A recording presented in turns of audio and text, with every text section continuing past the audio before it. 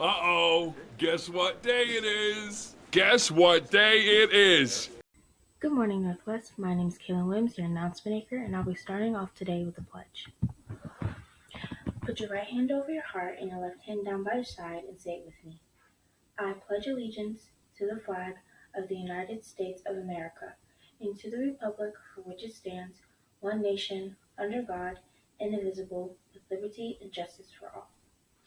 And today I have a joke for you, and it is, why can't your nose be 12 inches long?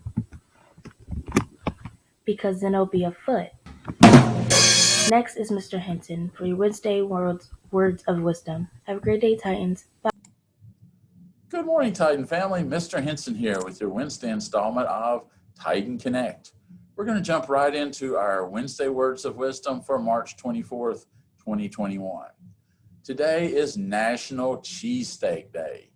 Now, just think about this. It's made by piling thinly sliced pieces of steak onto an Italian-style hoagie roll and topping it with melted cheese and sometimes cooked onions. Yes, it's the cheesesteak sandwich, also known as a Philadelphia cheesesteak, or more affectionately, the Philly cheesesteak. It's enjoyed today on its special day, National Cheesesteak Day. Some restaurants offer special deals, and cheesesteak lovers line up to order the sandwich in a very distinct fashion. Now listen closely. First, the type of cheese is named. American, provolone, or cheese whiz being the usual choices. If other sides like peppers and mushrooms are wanted, they're named next. Then either with or without is specified, which refers to whether or not you want grilled or sauteed onions or not.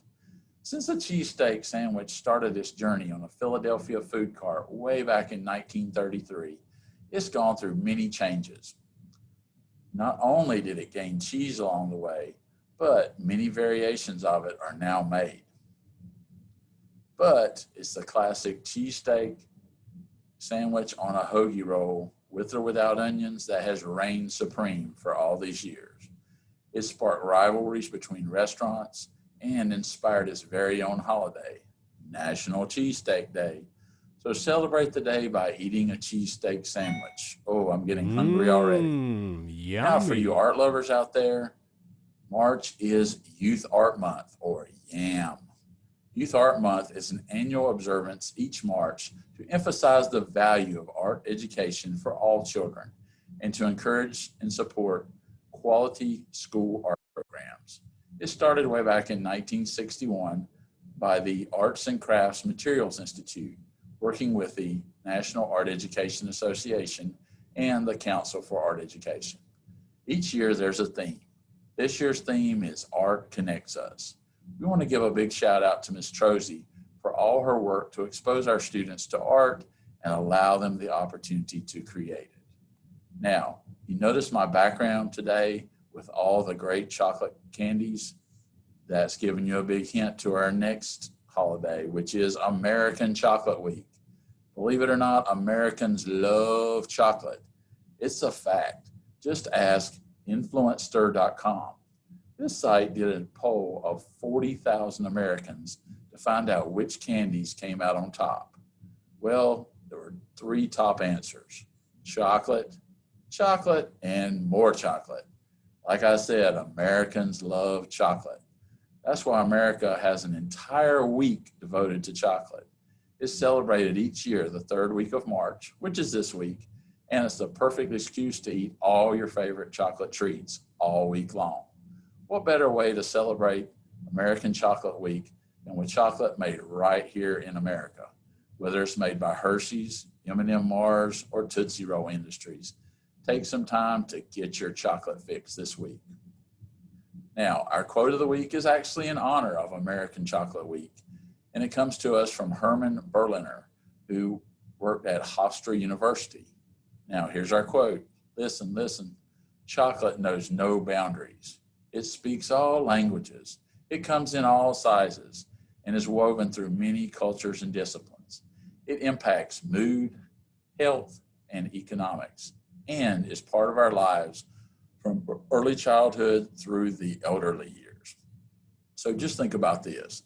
There are some things in our lives that impact us throughout our lives. and chocolate may be one of those for you. Take a minute today to think of all the good times in your life that involve chocolate. Just like the sweet taste of chocolate, take some time to savor those great memories. I'm sure you've got a lot of them out there. So as we close for today, Titan family, just remember, be respectful, be responsible, and be safe. And I hope you have an amazing day. Thanks. But wait, there's more. Hi, everybody, and welcome back to Women's History Month. I'm Ms. Saunders, and we're here from Student Council. Today, we're going to talk to you about influential women from the 1950s to about the 1980s. Today, I have with me Gia, Gracie, and Jaden. So we're going to start with Gia telling us about some influential events and people in the Civil Rights Movement. Rosa Parks was an American activist who refused to give up her seat on the bus, but was a big part of the Civil Rights Movement. Brown versus Board of Education was an event where the Supreme Court ruled that racial segregation in schools was unconstitutional. Elizabeth Eckford was affected by Brown versus Board of Education. She faced a lot of hate for going to a non-segregated school, but she didn't let it stop her.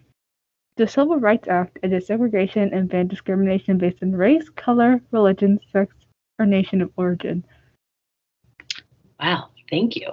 We saw pictures of Elizabeth Eckford walking into school, and they talked about people shouting at her, yelling slurs, and a lot of hate at her. I can't imagine having to do that. I'm very glad that we get to go to school and not experience those types of things. All right, now Gracie will tell us about 3 influential women and women's rights.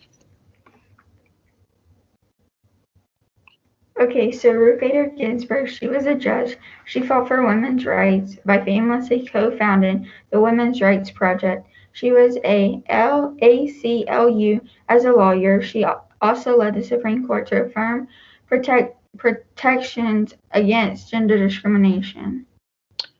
Ruth Bader Ginsburg was also one of the first few women who attended Harvard Law School, which was a very big deal because it was all men at the time. I think she was maybe one of 8 or 10 women who went to law school at Harvard, which is just incredible.